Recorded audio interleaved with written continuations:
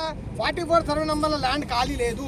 ఇక్కడ అన్ని మొత్తం కాలనీస్, తర్వాత కమర్షియల్, చిన్న చిన్న వ్యాపారం చేసుకునే వాళ్ళందరూ కూడా కట్టుకొని ఉన్నారు ప్రస్తుతానికి.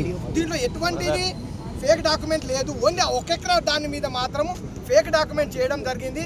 అది కూడా 159 సర్వే నంబర్ దాని మీద ఆయన వచ్చేసి 44 సర్వే నంబర్ అని చెప్తున్నాడు. అది రాంగు అని మేమే హైడ్రాకి కంప్లైంట్ చేశాము. మేము కాలనీ వాసులం అందరం కలిసి వెళ్ళి హైడ్రాకి 1 ఎకర్ మీద చేయమంటే వాళ్ళు వచ్చి ఇక్కడ అన్నీ ఉన్నాయి, అన్నీ కూడా కాలనీలు కొట్టేస్తాం, మీ అన్నీ కూడా అపాయమే కొట్టేస్తాం, మీ కమర్షియల్ అన్నీ తీసేస్తాం, అన్నీ గుంజేసుకుంటాం అంటే మాత్రం ఊరుకునేది లేదు. ఎందుకంటే మీరు అమాయకుల దగ్గరకు వచ్చి ఇట్లా ఇబ్బంది పెడితే బాగుండదు. హైడ్రా పేరు చాలా బాగుంది, దానికి మీరు మిస్యూజ్ చేస్తున్నారు. మీరు ఓన్లీ నాలాలు ఓన్లీ ఇవన్నీ దీనికి చేస్తామని చెప్పేసి ఇప్పుడు దానికి మీరు మిస్యూజ్ చేయడం కరెక్ట్ కాదు.